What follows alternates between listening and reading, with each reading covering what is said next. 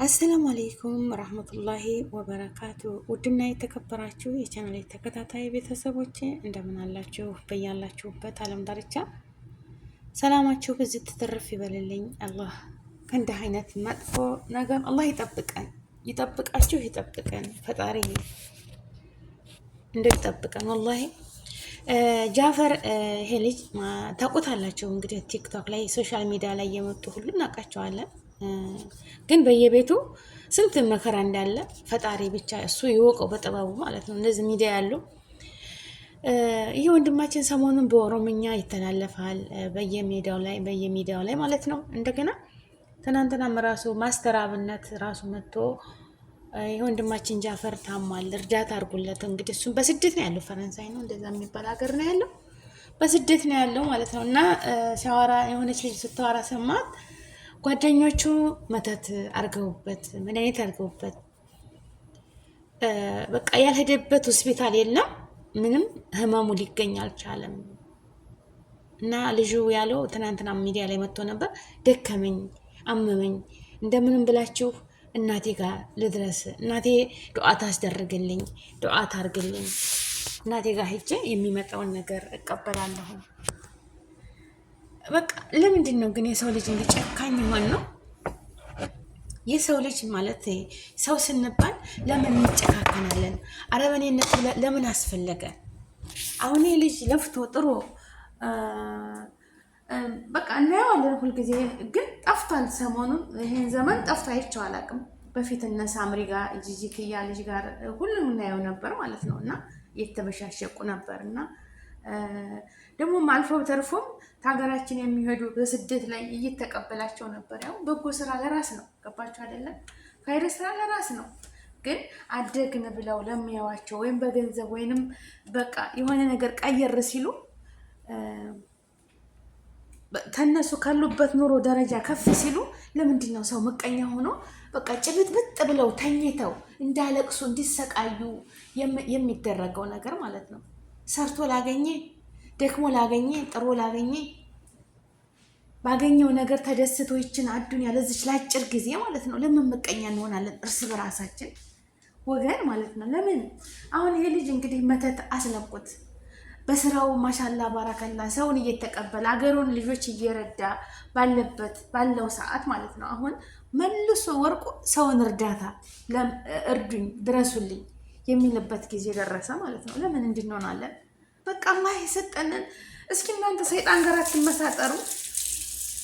ሰይጣን ጋር ሆናችሁ የሰውን ህይወት ጨለማ ለምን እናደርጋለን? ቢላህ አለይኩም የሰውን ህይወት ጨለማ ለማድረግ ምን ጥቅም አለው? እስኪ ንገሩኝ እንደው ወገኖቼ ማለት ነው። ቢላህ አለ እንደው ለፈጣሪ ብላችሁ አስቡ። እኔ ለፍቼ ላገኘሁት ደክሜ ላገኘሁት ሌት ተቀን ሰርቼ የሰው ሀቅ አላጭበረብር በቃ ንጹህ ላቤን ሰርቼ ላገኘሁት እናንተ ደግሞ የለም መደሰት የለባትም ማግኘት የለባትም መብላት የለባትም በቃ ሁልጊዜ ለቅሶና ሰቆቃ እንድትሆን እናረጋታለን ብላችሁ ያሮባ እስኩቲ ልጅ መጣፍ ግርግር እያለ ረባ በሰው ቪዲዮ አንቺ ሙሽኪላ ተልቤት ቆይ አንድ ጊዜ ልጅ የመጣችና ግርግርግር አለችኝ። ገርግራትና ሀሳቤን ሰረቀች ማለት ነው።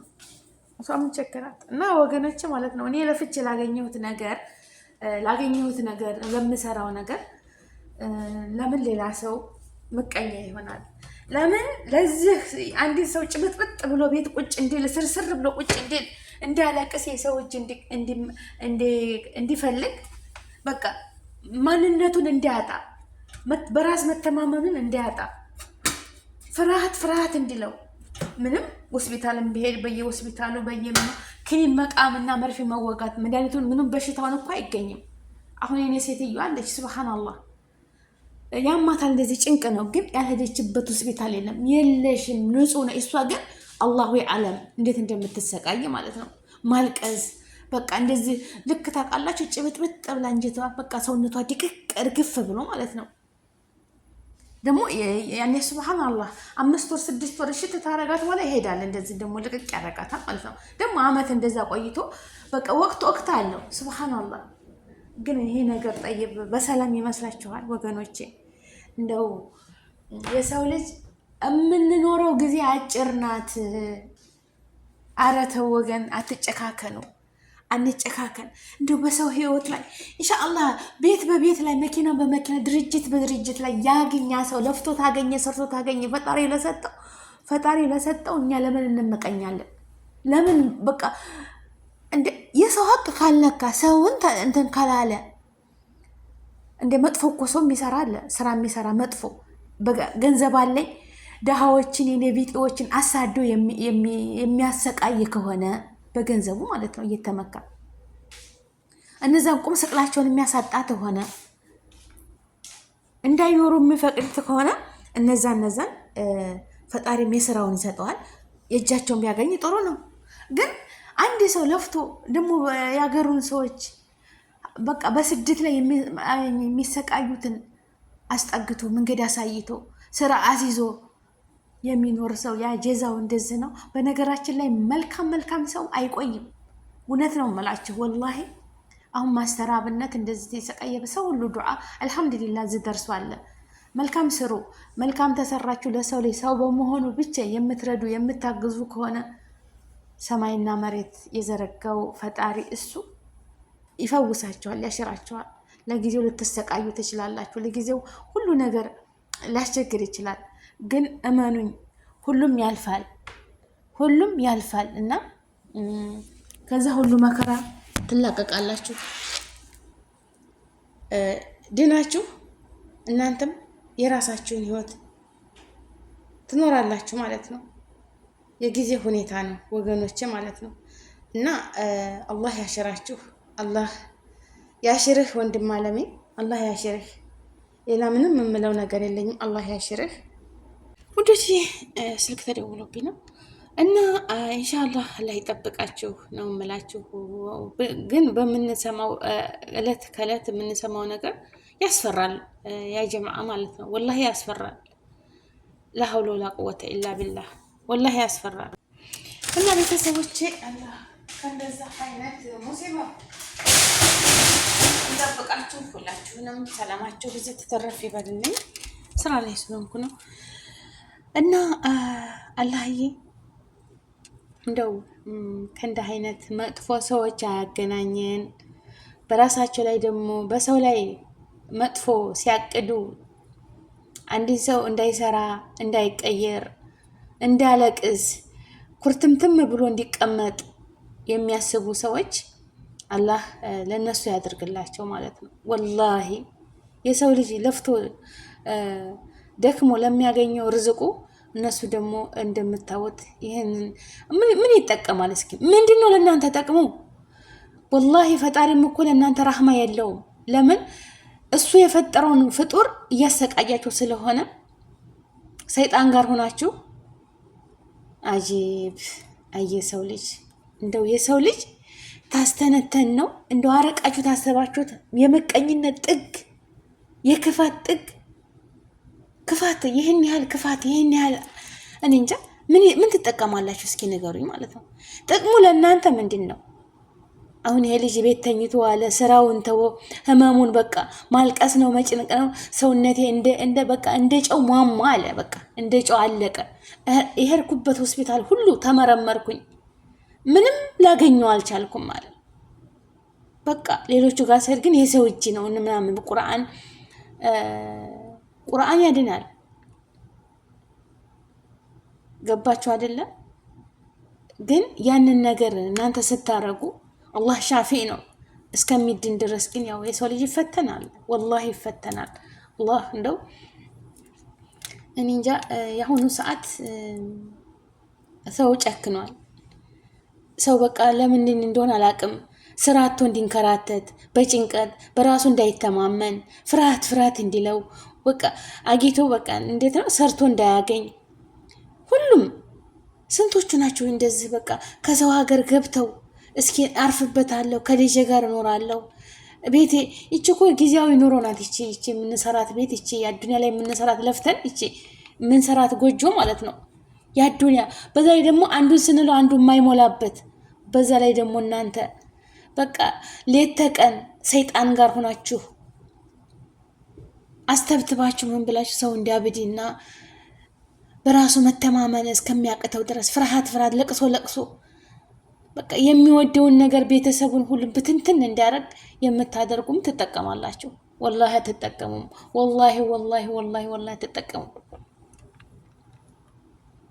ሳህ ተግቢው ይለቃል። ሳህ ከቦታ ይለቃል። ያ ሰው ሳህ ብዙ ውጣ ውረድ መከራ ይደርስበታል። ላኪን ሁላችንም ሟች ነን። እሱም እየተሰቃየ ይኖራል፣ እናንተም ደግሞ ትኖራላችሁ። ግን እናንተም አይደላችሁም። ለምን አላህ በረህመቱ በዝነቱ ሰውን የሚያሰቃይ ሰው ረሃ አይሰጠው እና ሰውን አታሰቃዩ እባካችሁ። የራሳችሁን ርዝቅ ፈጣሪ የቀደረልንን ቤታችን መቼም አንድ ቤት 3 4 5 6 ልጆች ይኖራል፣ እህትና ወንድም። የሁላችንም ነሲብ የተለያየ ነው። ይሄ የማነው ስራ? የፈጣሪ ስራ ነው። አንዱ ሀብታም አንዱ ድሃ ሊሆን ይችላል። ያንን የሚያደርገው ማን ነው? እሱ። በዛ በሚያገኘው ልጅ የምንቀና ከሆነ በወንድማችን እኔ እንዴት እሱ እንዴት ይቀየራል? እኔ እኮ የለኝም። ቆይማ እሱን መቀመጫ መቆሚያ ነው የማሳጣው። ሰይጣን ጋር እስኪ ዱአ አድርጉ፣ ጸሎት አድርጉ። በንጹህ ልቦናችሁ ፈጣሪን ለምኑት፣ ይሰጣችኋል እኮ። እንደ ባይኖራችሁ እኮ እንደው ባላችሁ ነገር እንድትብቃቁ ራሃ እንድትሆኑ ሰላም እንድትሆኑ እኮ ያደርጋችኋል። ወላሂ ደም ግፊት፣ ሱካር ምን በሉት በመተትና በስድና የመጣ በሽታ ነው። ካንሰር ይህ ሁሉ የመተት ስራ ነው እኮ መተት። በቃ ለምን ተቀየረች? ለምን ተቀየረ? ለምን አገኘ? ለምን አገባ? ለምን ወለደ? ለምን ወለደች? አረ ሰዎች ተው። አረ እንደው ጭካኔ አላህ እንደው ለእናንተ የሰው ልጅ ለሰው ብሎ እንደው ሰውን ለማጥፋት ብሎ በቃ ጥግ ለጥግ የአላህን መንገድ የፈጣሪውን መንገድ ለቆ ብር ይዞ ይህን ሰውዬ እንደዛ አድርግልኝ እንካ ክፈል ምን አድርጎ ነው? በቃ የለም እኮ ምክንያት። በቃ ይበድ፣ ይጨነቅ፣ ያልቀስ፣ አይሳካለት እንዱ ብላችሁ ስታስደርጉ ያ አላህ የሚያደርገውንም ሰው የሚያስደርገውንም ሰው አላህማ ረግሟቸዋል። እነሱ በቃ ታላህ ረህመት ርቀዋል። አላህ ፍጡርን ሀቅ ታለበት ሀቁን በመጠበቅ የሰው ልጅ ማለት ነው የሰው ሀቅ እንደሆነ ታውቃላችሁ፣ ትረዳላችሁ። ያንን ነገር ራሳችሁ ተንከባክባችሁ ራሳችሁ ጠብቃችሁ መኖር ሲገባችሁ ወላኪን ሰውን እንዲጨነቅ እንዲያብድና እንዲሰቃይ ወይንም ራሱን ጥሎ እንዲጠፋ ራሱን በቃ ከሰው በታች አድርጎ እንዲኖር ታረጋላችሁ። ይሄ ነገር አይረባም እና ሁላችንም አላህ ይጠብቀን፣ ተክፉ ነገር ሁሉ ይጠብቃችሁ። ሰላማችሁ ብዙ ትተረፍ ይበል። የሀገሬ ልጆች ሁላችሁ ሙስሊም ክርስቲያን ወገኖቼ እንደው በእናንተ ላይ እናንተ ምንም ታታስቡ ታታቅዱ ሰውን ታትበድሉ በእናንተ ላይ በቃ መጥፎ የሚያደርገውን ሁሉ አላህ ለሱ ያደርግበት። እናንተን አላህ ይጠብቃችሁ። ቅን እንሁን፣ ከቻልን እንስጥ፣ ካልቻልን ደግሞ ጥሩ ንግግር እኮ ሰደቃ ነች። አብሽሩ፣ አይዟችሁ፣ ሁሉም ያልፋል። አላህ አይደለ መነጋገር፣ መሳቅ፣ ፈገግ ማለት፣ ለሰው ልጅ ተስፋ መስጠት። ነገ እኮ ሌላ ቀን ነው። አብሽር፣ አይዞ፣ ይሄን ብናደርገው ይሄ ይሆናል። ባታደርጉትም ተስፋ መስጠት አለ አይደል? የሰው ልጅ አላህ ያልሰጠውን አላህ ሰጥቶኝ ያልሰጠንን የሰው ስጦታ አያጠግብም፣ አያረካም። ገባችሁ አይደል? አብሽር፣ አይዞ፣ ነገ ሌላ ቀን ነው። መታመም ካለ ይሄ ፈጣሪ ነው፣ አላህ ያሽርሃል። አይዞ፣ አይዞሽ፣ ነገ ሌላ ቀን ነው። እህሏችን አጀላችን በሱ እጅ ናት፣ በሰው እጅ አይደለችም።